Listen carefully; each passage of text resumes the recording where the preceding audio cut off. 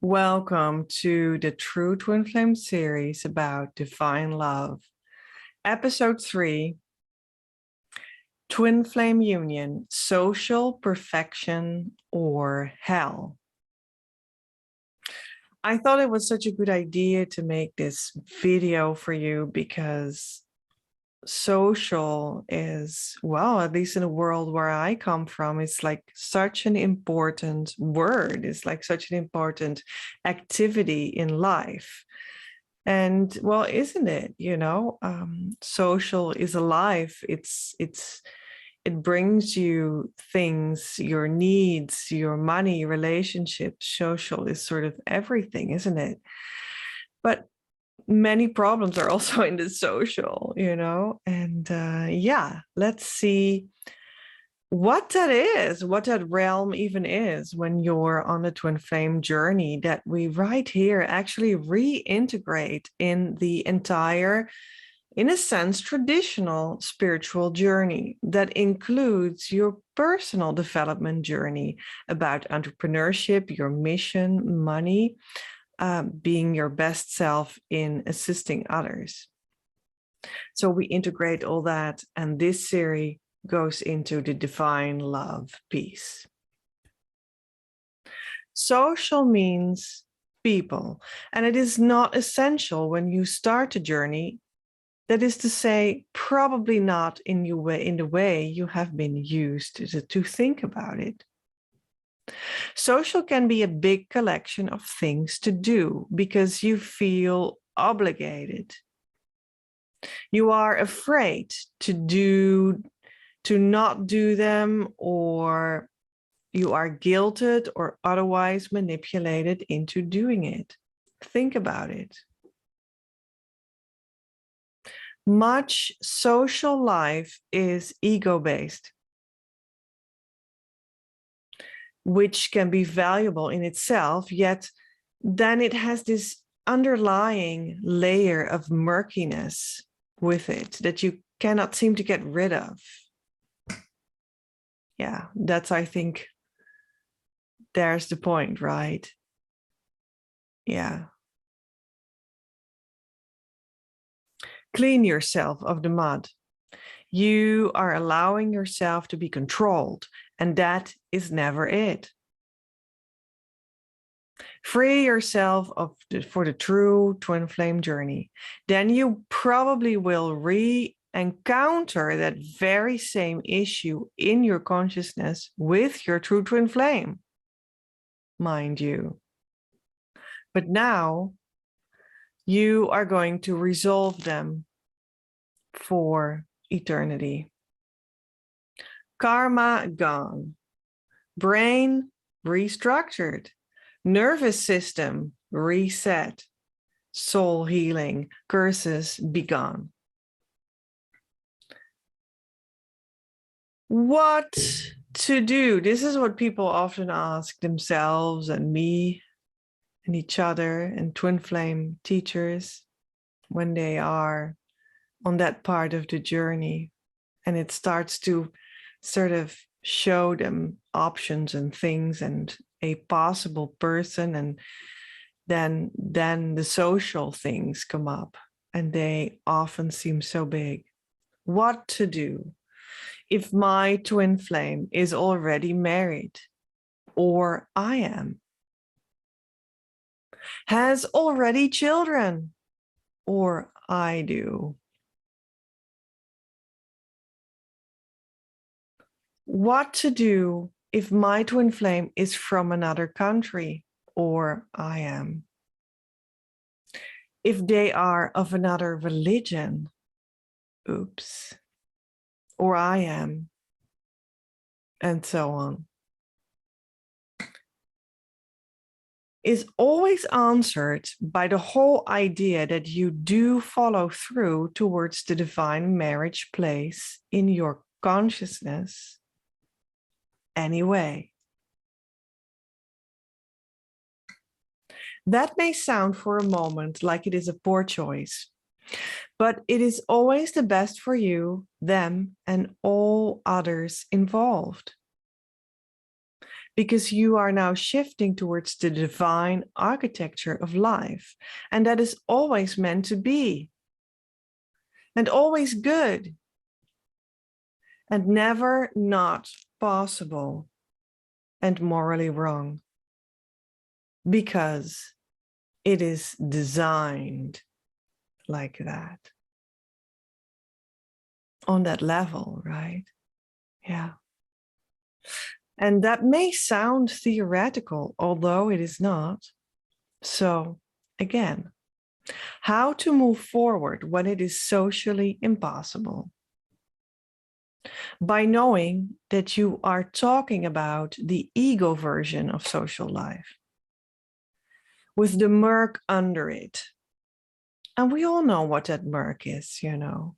It can be so many things, and psychology, you know, explains that and makes beautiful stories about that. You know, look into mental health or emotional health on Instagram, for instance, or on Facebook in groups, and you will find so many variations of all this murkiness, and you know them, you know, being betrayed by your friends, having the wrong friends, having family that actually abuses you in such a way that it is not known to you as a child because you don't know any better. You are being controlled by the people that are above you in your career situation, in your job. And you think that it's normal because you're not used to that idea that you can be autonomous as a professional. And you should at least have some respectful autonomy in your professional field, whatever it is, or however it is organized, and so on and so forth, and so on and so forth, right? That is all the murkiness. So maybe you can make like a list of your murkiness. I did. I also made a beautiful binder that I collected articles in about my kinds of murkiness. Yeah, I did that the past month. That was really great, really great. And I just got this great binder. It was somewhere in my office here, and I cleaned it, I emptied it, and yeah, I just made it nicer by having like this flowery order in it. You know, I had these papers so that you can make chapters. How are they called? Anyway, you will find them or make them yourself. And they're wonderfully red and with flowers and yellow flowers. And so I had 10 chapters, and I also had another binder with like my favorite recipes for in my kitchen. And at this moment, they're both in my kitchen. I find that such a homely, hearty, feeling warm at the hearth kind of place. To have my binders in my kitchen. That feels really good to me. And so they contain like articles that I have collected around murkiness topics, and also how to get further on the journey topics as well. And you know what feels so good?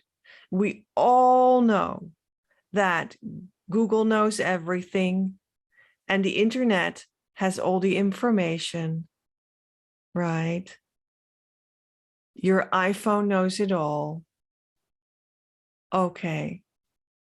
But the point is, you want to feel safe. You want to feel emotionally safe. You want to have something tangible to, yeah, you know, hold on to if you need it for a moment, and you want to have that tangibly in your hands when you are doing your actual daily life. So make that binder and put it in your kitchen. And then when you feel bad or something murky comes up in your life or in your mind as a memory, and which is essentially in the end the same, because outer and inner are in fact the same, then you have this emotionally safe binder that you get out of your cupboard somewhere, and you just look it up and you can feel the paper, and You know, these articles on the internet, if that's how you do it, for instance, like I did, but you can, you know, do your own thing, of course. They can be printed. And the wonderful thing is as well that, you know, once you have your sort of basic collection, you will feel when it is enough. And then you just have that, you know, it's just, you have enough there. You can keep it in your hands. It is also a way to like start organizing your daily life, put those schedules in it as well, right? And maybe you put a journal in it, how you feel about that as well. And it's so tangible, it's so concrete, and it will help you as well. I'm sure of that. Other people in our Facebook group called Your Abundance, you are welcome. Come over.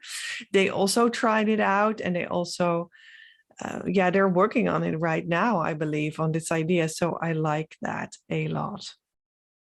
So yeah, that's how to deal with your kind of murkiness, you know, in your daily life, and have an idea how to start to get a grasp on it and accept it. And then, when you fall back, you have this concrete thing to get in your hands, you know. Yeah. But really moving forward is a consciousness thing. And we do have the key tool for that, and you can get it in our Facebook group as well. So yeah, definitely come over, because that's actually even the more important part.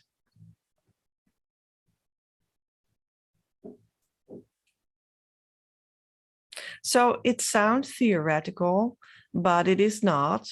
And how to move forward when it is socially impossible, right? By knowing that you are talking about the ego version of social life, like the murk under it. Remember, this can be resolved by taking responsibility for the murk that you can sense. That's also a good one, because there are ideas at this moment circling the internet that tell you that maybe some murkiness is not your responsibility. And that's for sure sort of true, right? But the point is, the murkiness that you feel is your responsibility. And then you clean what is yours until your boundary, right? So, yeah. I think maybe they call it empath, or maybe they call it, I don't know, like extremely sensitive people, or what were those terminologies? And that can go towards, that tends to go towards something where it is not helpful anymore, as far as I'm concerned, because there you are like forgetting that is actually just one thing, and that is, do you feel murk in your space, and you clean that one. Sometimes there's also people in your space, and they have to be, you know, sort of pushed a little bit kindly to the boundary as well. That can happen to you as well, you know. But in essence, it can be resolved by taking responsibility for the murk that you can sense in your space, and cleaning it in your consciousness, which is your mind and your energy body, in your feelings, basically, you know, with the toolbox of episode 2 of this series. So watch back, go to my channel and see episode 2. Okay, that's where I talk about that toolbox to clean that murkiness up. Yeah.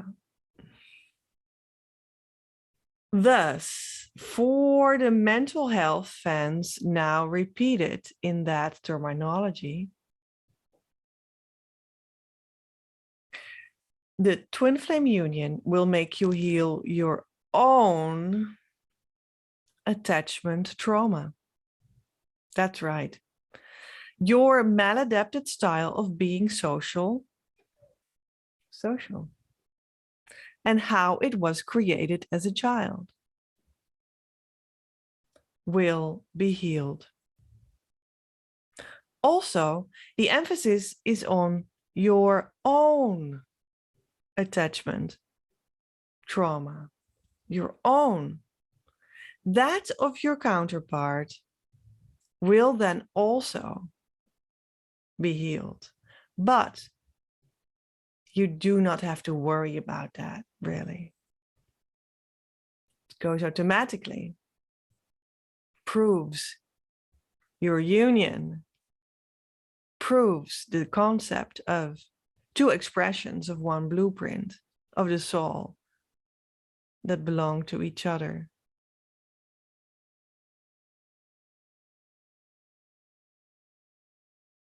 Then after that, your social life heals on a bigger scale as well. And then social heaven can commence.